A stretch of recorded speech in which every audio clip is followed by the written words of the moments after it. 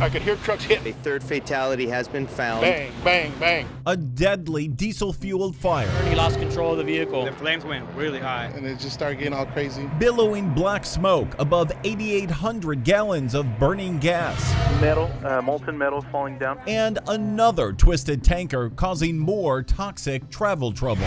And all of it sending emergency crews into action for careful hazmat cleanups. We're not sure exactly why he went off the road. One of the most expensive hazmat disasters in California history happening right here in Banning when this tractor trailer overturned. And it was terrible. Firefighters kept its 5,921 gallons of gasoline from igniting. But even after siphoning some of it off, the spill still required heavy equipment to dig out 7,920 tons of impacted soil at a cost of $1,294,725. Any of the fuel that contaminated into the soil, that's going to need to be removed. Even though the dust has settled on this disaster, it is still by far the most common hazmat situation across the state. Our analysis of more than 178,000 incidents over the last 10 years reveals more than a quarter of them, 51,000, were in-transit highway accidents like this. The vast majority of them, with costly cleanups, were on freeways, 707 of them totaling in excess of $24 million. Because there are more accidents on highways. Bob Richard is the former hazmat deputy administrator from the U.S. Department of Transportation. And he says across the country, highway accidents are the biggest concern, far outpacing rail accidents. Our analysis of the DOT data shows there are 18 times fewer rail incidents than those on highways, and those rail costs were 8 times less for cleanup and damages. But think about it. There's over 2 million shipments of hazmat every day in the United States of America, and most of that stuff is moving by highway.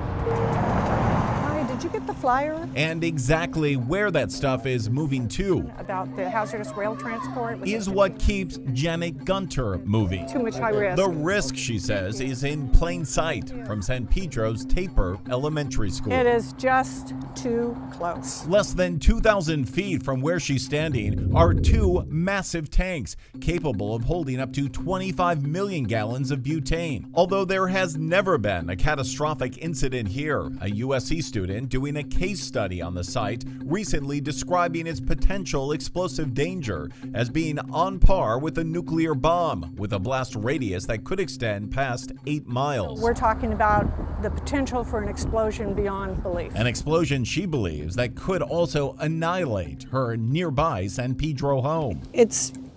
I think it's really unfortunate that so few people really understand the hazards and the high risks and jeopardy from the transport of hazardous materials. And you live it. And we live it. She's already lived through this accident just feet from the tank. Because I was shopping at Home Depot across the street when it happened. It was a non-explosive collision between a train and a truck, and it's unclear exactly what they were carrying, but the incident igniting her curiosity about the risks here. Within 1,500 feet of that Taper Avenue school, and it did not rupture the rail car, but it easily could have. And recent ruptures, like this one in Palestine, Ohio, make it all the more real every day. You think this could happen here? It eventually will. It's coming, I guarantee you. Unless they do something, it's going to happen. But statistically, rail hazmat accidents fly far below airline incidents.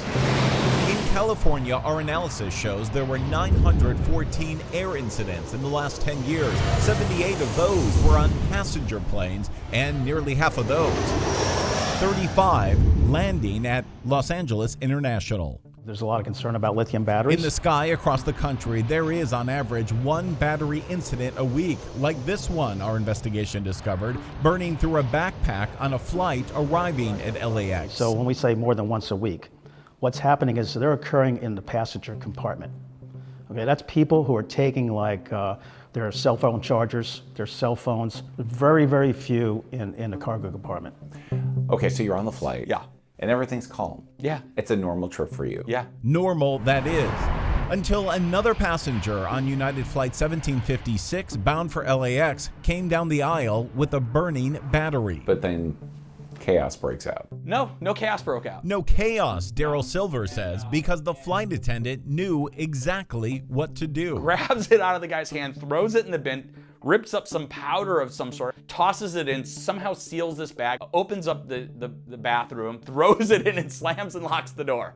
And I'm like, what'd you just do? And he's like, well, that's what we have to do. You open it up here. Some airlines, like United, do it with fireproof bags like these. Richard says he believes airlines are reasonably prepared. But you would put it inside this bag, and then you would close it with the Velcro. The data does show 0 airline hazmat fatalities in the last 10 years. The flight attendants are trained very well, and there are emergency kits that are available to deal with it. It may be why even those who have flown unharmed through danger still don't feel safe with both feet on the ground. What's more concerning to you? Highway safety is way more dangerous than me. Excuse me, can I give you this? And it's certainly why those with the drive to talk about hazmat dangers every day Trucks are going in and out, and trains, obviously. Every time I see one, my heart skips a beat. feel like they're walking out here roadside on shaky ground. What keeps you coming out here? Can I give you one? I have a sense of urgency about this and a sense of responsibility. Thank you. And I want to see if I can make a difference. Trying to save everybody around here if we can. It's just this red flag, and I feel like alarms are going off. We just got to make a difference.